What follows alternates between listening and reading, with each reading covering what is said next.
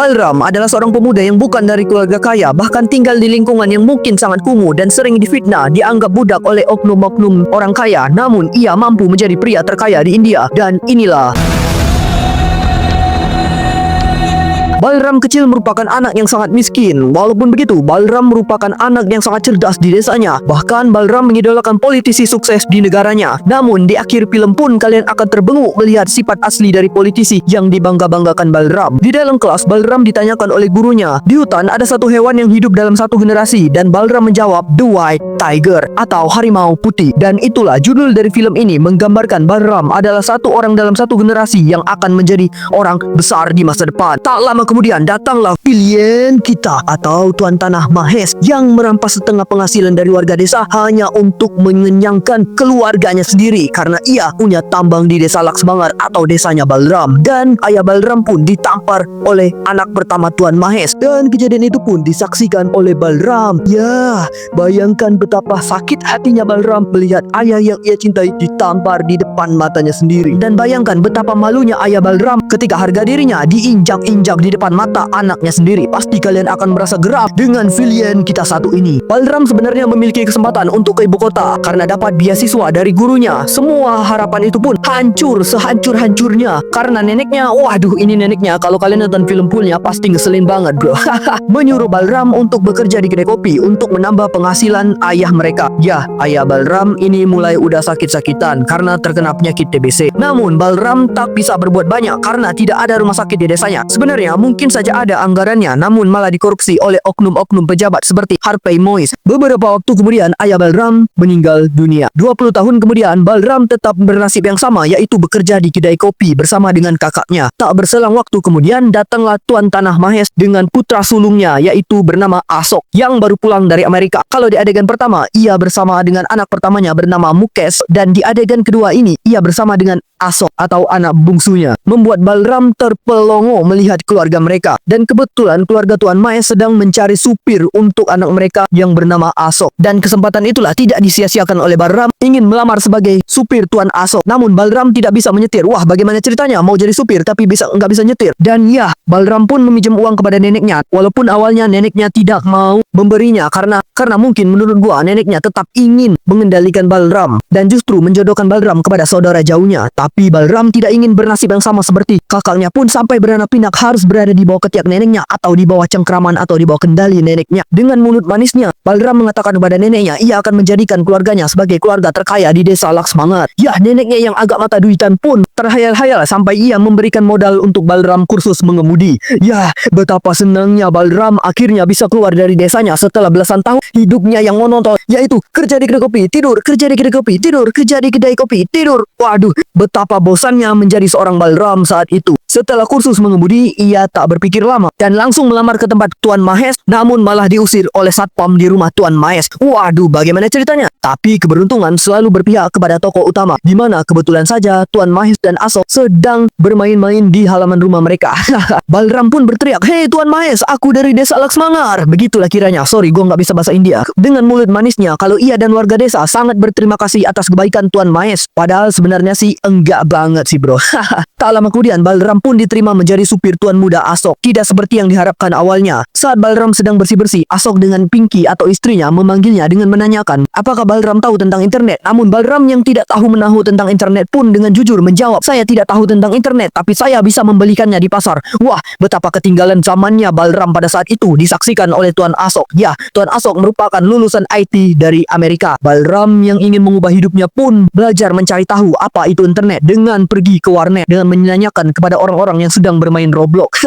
Namun malah dicuekin. Aduh. Suatu hari datanglah politisi kebanggaan Balram ke rumah Tuan Mahes. Balram pun tampak bahagia sampai tersenyum-senyum sendiri karena itu merupakan idola sejak kecil. Balram yang sering kepo pun ikut menguping pembicaraan politisi dan Tuan Mahes, dan ternyata intinya di obrolan mereka, ya mereka sama-sama korup ternyata. Dan inilah bebengu asli politisi tersebut membuat Balram sangat kecewa dengan politisi yang ia idolakan sejak ia kecil. Dan suatu waktu Balram mengantarkan Asok dan Mukesh pergi ke Delhi untuk menyogok politisi di sana. Di sanalah Balram belajar tentang bahwa keluarga Tuan Mahesh sering menyogok-nyogok politisi untuk terhindar dari pajak. Dibanding Mukesh, Asok merupakan tuan yang sangat baik yang membuat Balram akrab kepadanya. Suatu saat Balram mengantarkan Asok dan Pinky untuk pergi ke rumah pamannya. Ya, ibaratnya bersilaturahmilah. Dan kebetulannya desa dari paman dari Asok dekat sekali dengan desa Laksmangar, yaitu desa Balram. Dan Balram pun meminta izin kepada Tuan Asok untuk pergi ke desanya atau pulang kampung. Di saat pulang kampung itulah Balram yang agak sombong pun dengan mengklik-klik klakson agar warga desa melihat ia kembali dengan mobil mewah. Wah, betapa sombongnya Balram saat itu. Dan disaksikan oleh warga-warga desa yang penasaran siapa yang telah datang dengan mobil mewah ini. Ternyata seorang Balram. Dan kedatangan Balram pun disambut oleh neneknya dengan neneknya mengatakan, wah, betapa sombongnya Balram, bentang-bentang sudah sukses jarang pulang ke kampung. Waduh, ya, Balram merupakan orang tersukses di desanya. Balram pun kesajikan makanan-makanan enak seperti rendang. Dan momen kehangatan itu pun harus sirna sesirna-sirnanya karena neneknya mengatakan ia akan menjodohkan Balram dengan perempuan saudara jauhnya. Wah, bagaimana ceritanya? Tapi Balram yang tidak ingin menikah dengan orang yang tidak ia cintai pun agak sedikit menolak. Tapi neneknya tetap memaksa. Ya, menurut buah nenek Balram ingin menjodohkan Balram dengan saudara jauhnya karena ingin tetap mengendalikan Balram agar Balram tetap mengirimkan uang ke keluarganya. Dan saat itu juga Balram pun pergi dari sana. Namun kakaknya mengejar. Bukannya menanyakan tentang keadaan Balram, tapi kakaknya mengatakan atau memaksa Balram untuk tetap mengirim uang ke keluarganya. Waduh, tapi Balram menolaknya dan itu adalah uang terakhir Balram yang ia berikan kepada keluarganya. Saat Balram kembali ke Asok dan ia pun berbincang dengan Asok di mana Asok ingin sekali membuka perusahaan IT di kota terbesar kedua di India dan Balram pun berinisiatif untuk mengantarkan Asok ke kota tersebut. Tapi Asok mengurungkan niatnya karena kakak dan ayahnya tidak menyetujui atas perusahaan yang ingin didirikan oleh Asok dan Asok pun mengubur mimpi-mimpinya dan Balram pun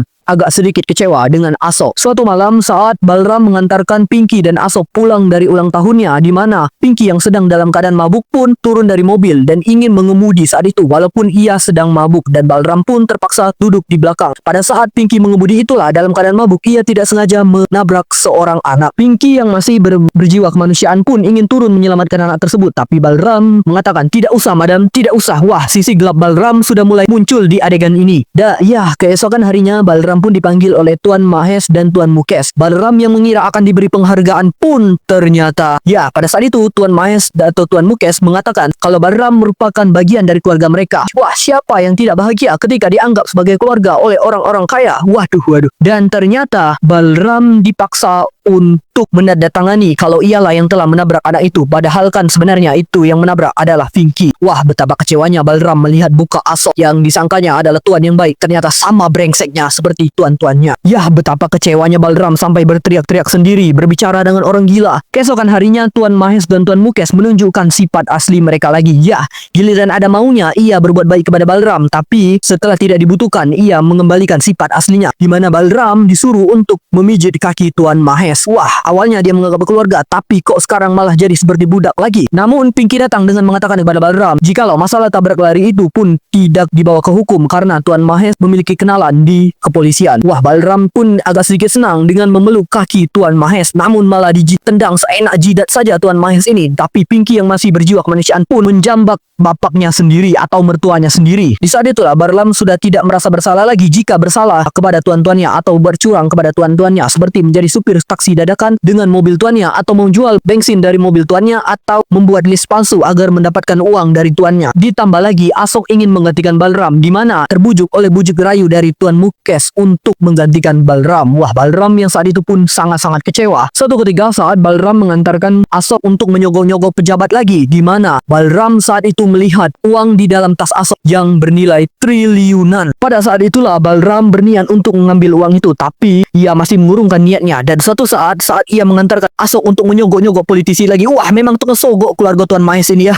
di mana Balram terhayal dengan ayahnya, di mana ayahnya mengatakan kalau uang itu sebenarnya untuk orang-orang kaum miskin seperti kita, dan malah dikorup oleh pejabat-pejabat atau orang-orang kaya yang mementingkan diri mereka sendiri. Wah, Balram saat itu pun mulai terpikir untuk mengambil uang dari Tuan Asok, di mana suatu malam itulah Balram merencanakan tindakan yang nekat, di mana di saat di jalanan yang sepi, di mana Balram menyuruh Asok untuk turun dari mobilnya karena beralasan ada suatu masalah di mobil mereka. Karena keadaan mereka sedang berdua dan tidak ada siapapun, Asok pun terpaksa turun untuk menolong Balram. Saat Asok sedang mengecek itulah Balram menyiapkan sebongkah botol pecahan untuk menghabisi Asok di malam itu juga. Dan ini merupakan sisi gelap Balram untuk menjadi pria sukses di masa depan, di mana Balram pun melarikan diri dengan membawa uang di dalam tas Asok dan pergi ke suatu kota, di mana kota yang telah dimaksud Asok di adegan awal dengan mengatakan kalau kota tersebut merupakan kota teknologi terbesar kedua di India. Balram pun bersembunyi berbulan-bulan di sana, di mana ketika keluar dari persembunyian itulah ia menyerahkan diri ke kantor polisi. Sebenarnya bukan menyerahkan diri, tapi ia menyogok polisi di sana untuk menghilangkan namanya atau menggantikan identitasnya. Dan saat itulah Balram juga menyuruh polisi untuk menangkap supir-supir taksi ilegal di kota tersebut, di mana saat supir-supir ilegal itu ditangkap, Balram keluar sebagai penyelamat. Dengan sisa uang itulah ia membuka perusahaan taksi terbesar di kota tersebut bernama White Tiger. Ya, saat itu juga Balram menjadi pria tersukses atau salah satu orang terkaya di India, di mana di momen adegan pun Balram ditunjukkan untuk bertemu dengan Perdana Menteri Cina. Wah, betapa suksesnya Balram saat itu. Mungkin cara sukses Balram agak sedikit berbeda dengan yang kita bayangkan. Cara sukses Balram mungkin agak salah sebenarnya untuk di mata kita yang selalu ingin sukses dengan cara yang benar. Ya, banyak sekali motivasi sukses dengan cara yang benar. Seperti Ronaldo contohnya, dia bukan dari keluarga kaya, tapi lihatlah sekarang, siapa yang tidak mengenal Ronaldo? Dan ia sukses dengan cara yang benar. Itulah kenapa saya ngefans banget sama Ronaldo. Atau kalian bisa lihat orang dari negeri kita sendiri, seperti Pak Jokowi misalnya. Ia bukan dari keluarga kaya, tapi ia mampu menjadi orang nomor 1 di Indonesia.